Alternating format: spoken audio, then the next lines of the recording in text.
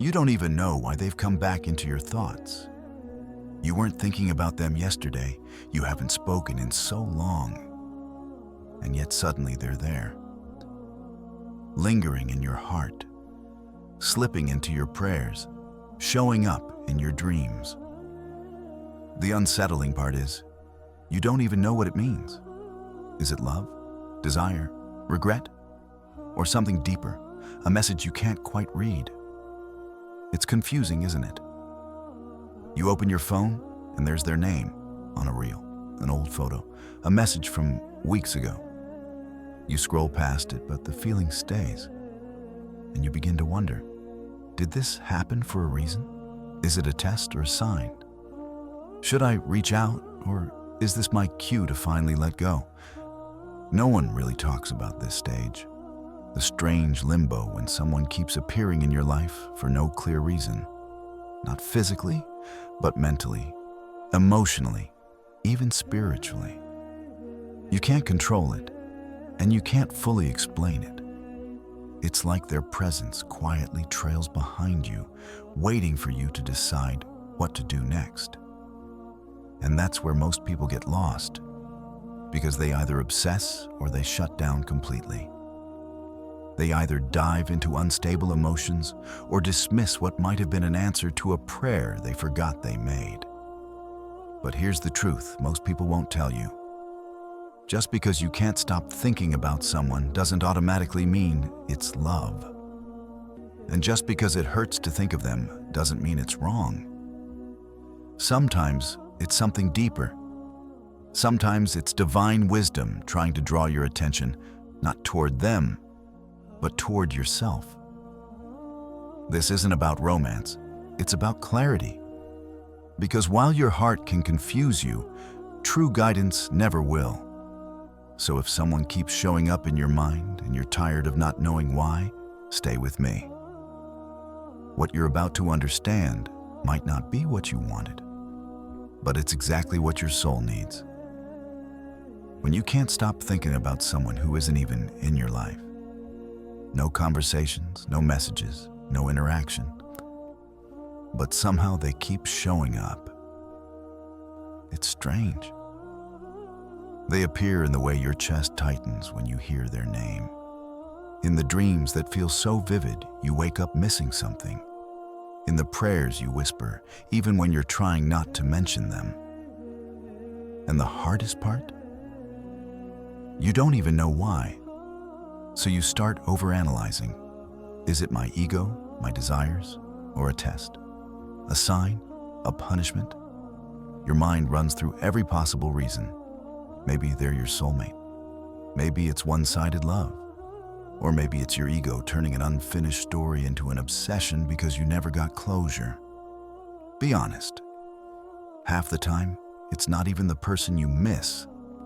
It's what they made you feel, seen, wanted, important, or the version of them you built in your imagination. You fell for the idea of who they could be, not necessarily who they were. Here's the question you need to ask yourself, and it's not an easy one.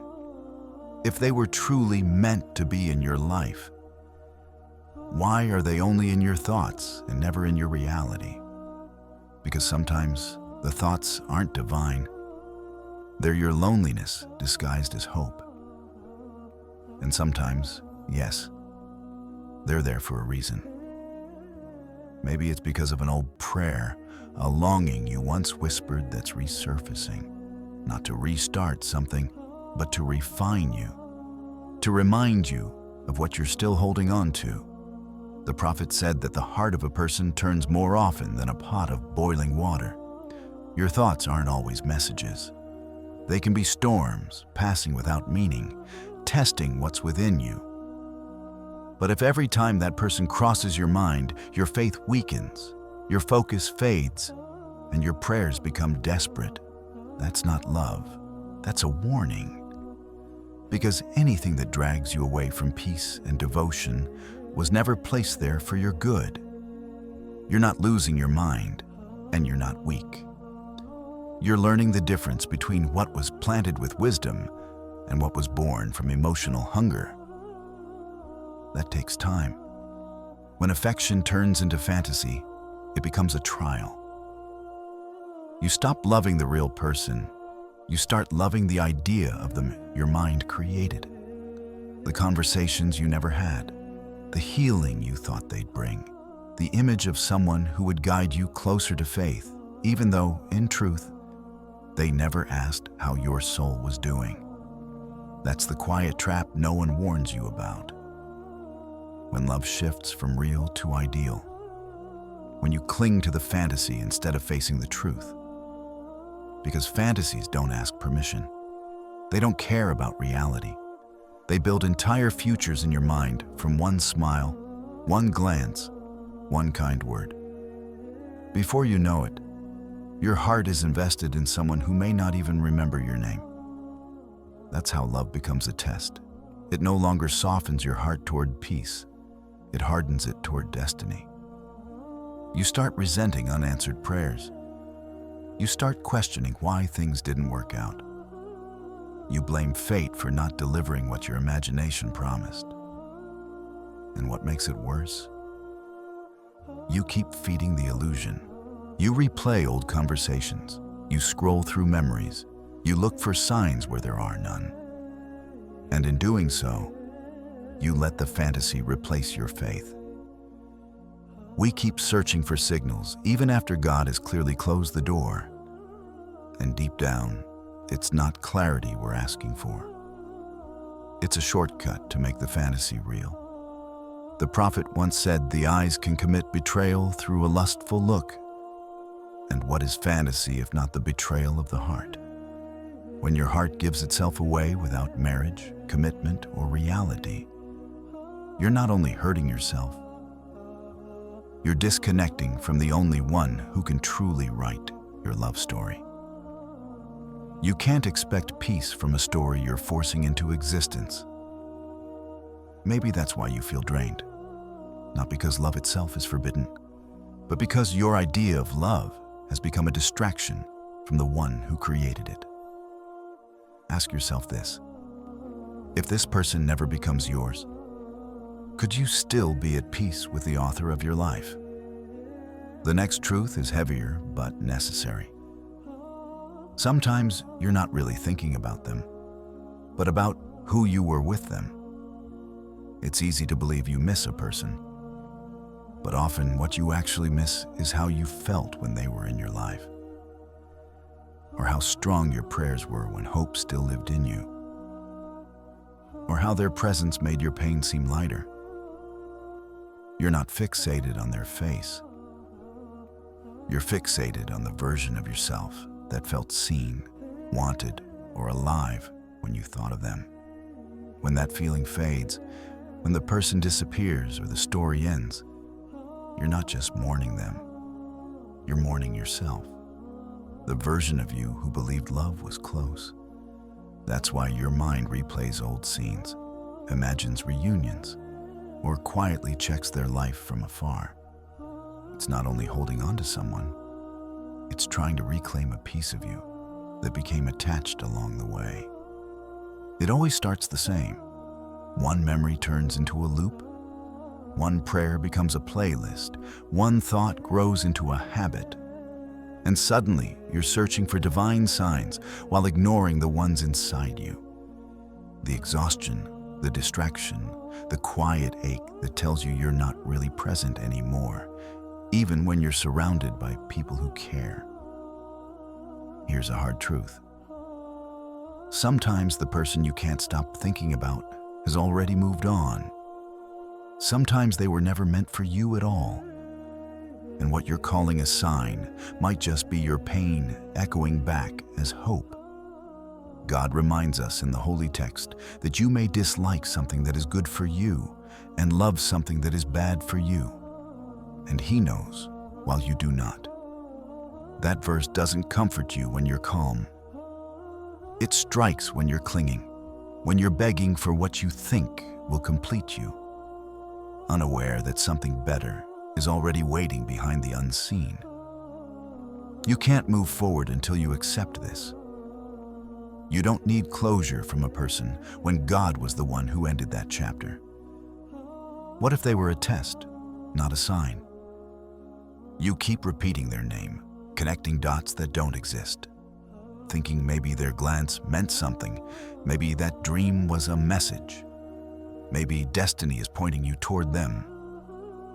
But what if that thought wasn't guidance, but a trap? The ego is clever. It doesn't always tempt through sin. Sometimes it disguises desire as something sacred, and that's when it becomes dangerous. Because now every distraction feels holy, every attachment feels destined, and no one can reason with you. Because in your mind, this isn't just love, it's fate. But pause and reflect. If this were truly a sign from God, why is it pulling you away from Him? Why do your prayers feel weaker? Why does your heart feel heavier? Why are you more obsessed but less spiritually grounded? Sometimes God tests you by allowing someone to take up space in your heart that only He should occupy. It might feel spiritual, but it's not surrender. It's you rewriting faith to justify attachment. And here's the hardest truth. Not every beautiful feeling comes from God. That's what we struggle to admit, because if you do, you must also accept that maybe you're in love with an illusion, not a person. So ask yourself again, what if this isn't guidance, but a test to see whether you'll follow your emotions or your faith? When a thought won't leave you, sometimes it's an answered prayer, but not in the way you imagined. Think back to that night you probably forgot. The one where your tears soaked the pillow and your voice barely whispered, "If they're meant for me, bring them close. And if not, take the thought away."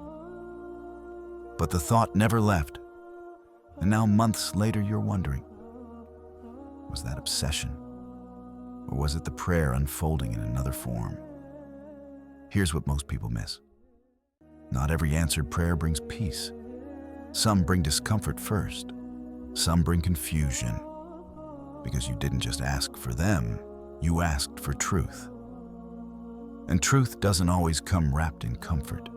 What if these thoughts aren't meant to confirm this love, but to confront what you still need to heal? Sometimes God keeps a person in your mind, not to bring them into your life, but to bring something out of your soul, to show you where you're still wounded, what you've tied your worth to, and to remind you what's meant to be anchored in Him, not in another human being. What you believe you can't live without and what you actually can are often two very different things. And maybe the reason they still linger in your heart is because the part of you that once prayed for them hasn't yet made peace with the version of yourself that did. So no, not every thought is a message to chase after them. Sometimes it's a gentle nudge from God to return to yourself. You asked Him for a sign, but maybe He already showed you. Maybe the silence was the sign. Maybe the distance was protection. Maybe the fact that your heart only finds calm when you remember God, not when you imagine them, is the answer you've been avoiding. But instead of releasing it, you held on tighter, not necessarily to them, but to the version of you that still needed this story to work. Here's what we rarely admit. Sometimes we're not asking God for direction. We're asking Him to approve the story we've already written. We don't want the truth. We want validation. But God loves you too much to say yes to something that would destroy your peace later. That person you can't stop thinking about. They might not have been a soulmate, but a lesson, a reflection, a spark that awakened an unspoken prayer. And if their presence is pulling you away from God, even quietly, even slowly, what are you really clinging to? Because no one truly sent by Him will ever require you to sacrifice your connection to Him just to keep them. So if your heart aches right now, Feel it. But don't go running back. Don't slip into old patterns and call it fate. Let this pain be your awakening, not your downfall.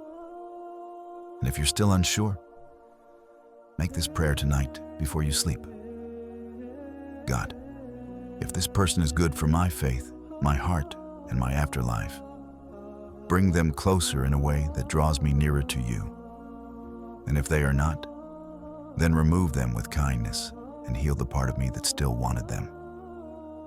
If these words stirred something inside you, leave this same prayer in the comments. Not just for yourself, but for someone else who might be struggling right now. Say, God, take away what isn't meant for me. You never know whose healing might begin because of your words. And if you want more reminders like this, ones that feel like heart surgery, not just advice, press like, share it with a friend who needs hope, and stay close. The journey isn't over yet. We're still healing. Peace be upon you.